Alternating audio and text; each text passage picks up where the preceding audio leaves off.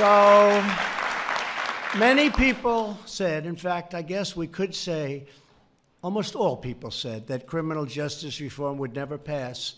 But we came together as a group, we worked across party lines, and we got it done. And it's an incredible thing when you see some of the people here, so conservative and then some so liberal. And we just have a lot of great people. They came together. They knew it had to be done. As president, I pledged to work with both parties for the good of the whole nation. And that's what it is. It's for the good of the whole nation. And it's something that is so important to me in terms of this and lots of other things. And it's happening slowly but surely. It's all happening. The more I met and spoke with those involved in our criminal justice system, the more clear it became that unfair sentencing rules were contributing to the cycle of poverty and crime like really nothing else before. It was time to fix this broken system, and it's a system of the past, and to improve the lives of so many people. And you look at the safety and all of the things that are happening now as a result of the first step. As an example, nonviolent prisoners will have opportunities to participate in vocational training, education, and drug treatment programs. When they get out of prison, they will be ready to get a job instead of turning back to a life of crime. Right?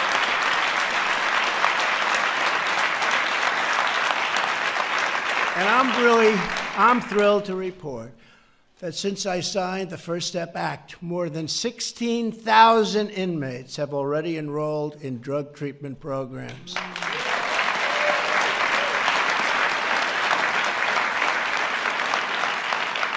And my administration intends to fully fund and implement this historic law. It's happening, and it's happening fast, and it's a lot for some people to understand, and as soon as they understand it, they say, wow, why didn't we do this a long time ago? And some of the great governors that are here with us today have already implemented it, and they were a step ahead, and now they're going a step further. And I want to just congratulate them. And these are states that I won't name because I don't know if I should be naming them, but these are states that you wouldn't think necessarily would be at the forefront of criminal justice reform. You understand that. Thank you.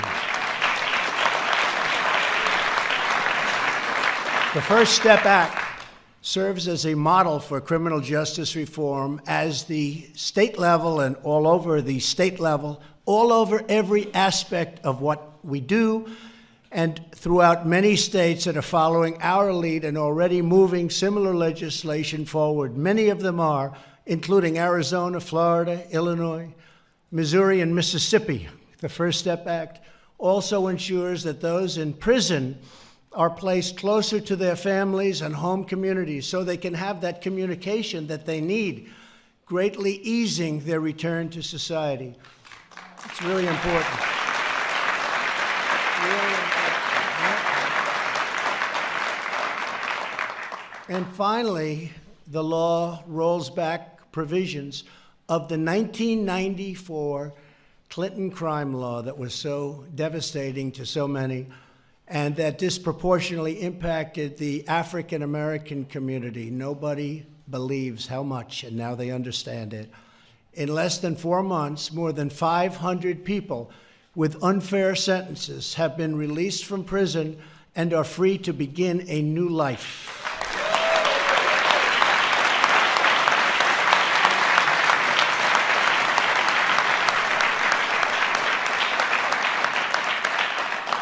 One of these newly freed Americans is Troy Powell, who is with us today. In 2004, Troy was sentenced to 20 years for doing a drug offense.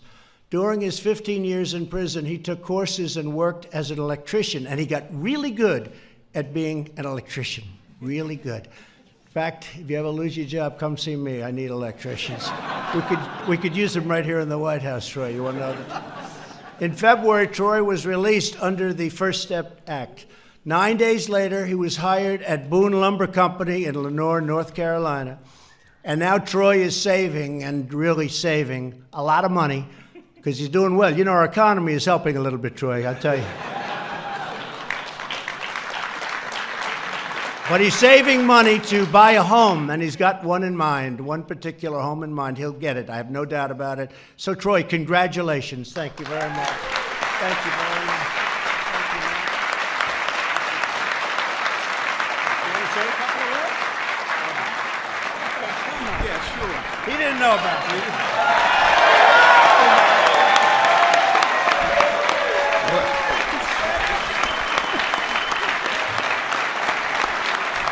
Thank you to everybody here on Capitol Hill for finally getting this bill pushed through. I mean, I know there was a lot of work involved in it, and I would like to say thank you to the organizations that got me here, like Cut 50 and Amy Can Do. Them people, I mean, they've done so much for me. It's unbelievable how much they've done for me. I never thought this bill would pass, and coming home and finding places like Boone Lumber Company that took a chance on me right out the door. I mean, no problem. Come on to work, you know. I can't thank everybody enough for that, but more than just thanking everybody for these things, there's more that can be done. I left so many people behind in prison doing 40 and 50 years for nothing. I mean, absolutely nothing. I mean, should I have went to prison? Absolutely. I committed a crime, but for 20 years, for the small things that I done, I should have definitely went to prison. And I don't know what to say. I think there should be a second step. That's what I say. I think there should be a second step.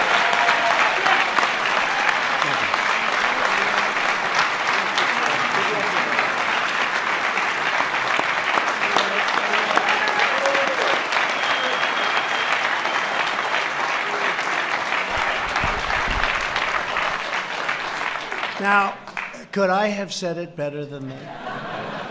His statement about so many people, and that's true. So many people are there that really are serving 40 and 50-year sentences for things that you wouldn't even believe, that some people wouldn't even be going to prison for today. So I just think that was incredible.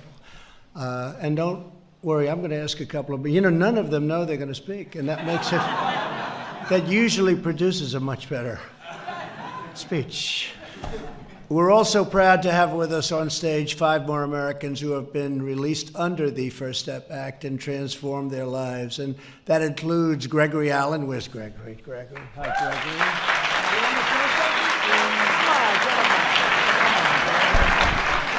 Gregory. Mine is real short. 2 months ago, I was in a prison cell, and I'm in the White House. Let's continue to make America great again.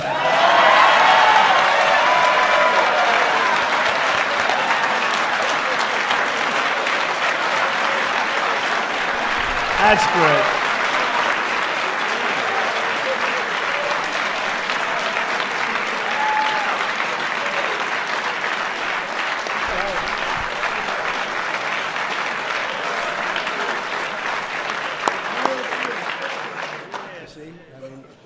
And you know what? The people of our country feel the same way as Absolutely. They do. They feel it. Yvonne Fountain. Yvonne, thank you very much. Thank you very much, Yvonne. Oh, she wants to come up? Come up, Yvonne. She wants to come up. Come on, Yvonne. A lot of trouble. I program. I did what I need to do.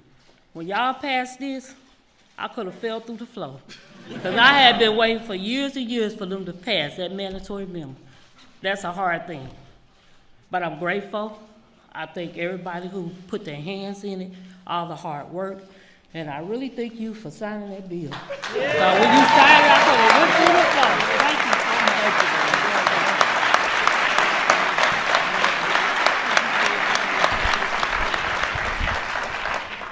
much. April Johnson.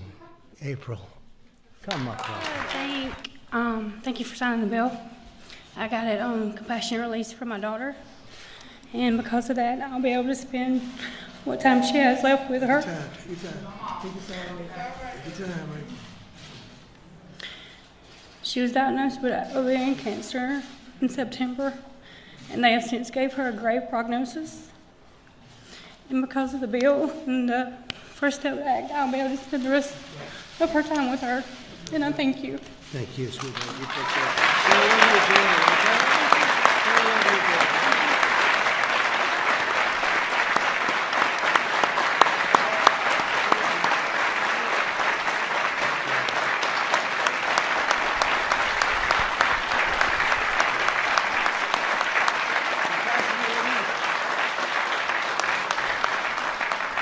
Thank you very much. Beautiful. And I want to thank you all, and a woman who I think is a terrific woman and spokesman, and I've watched her, and we helped her a little bit. She was in jail for a long time, and she had a long time to go. And I'd like to say, is Alice here? Where's Alice? Come up here, Alice. Will you please? Alice Johnson. Alice Johnson, come.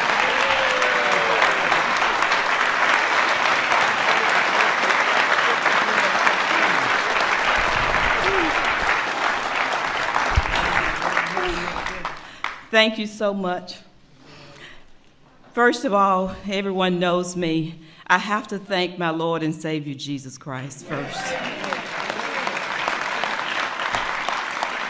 And I want to thank our incredible president, President Donald John Trump. I just told him I finally get a chance to hug you and properly say thank you for believing in me.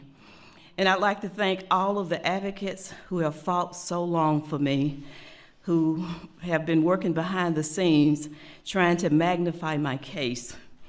I thank everyone in this room for your prayers. And I also want to thank the media for being so kind to me, because you have really helped magnify my story.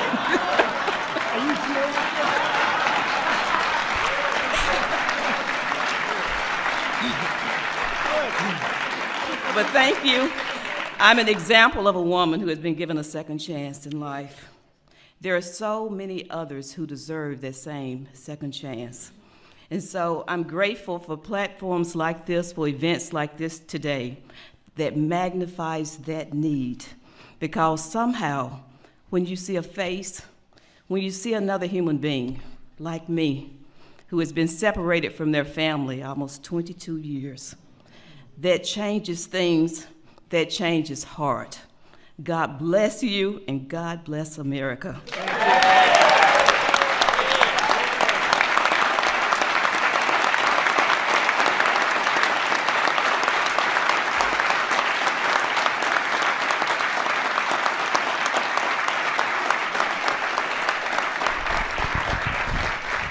Thank you, Alice. You know, when you said, Alice said, I want to also thank the media, I sort of bent over and said, are you sure? She said, and I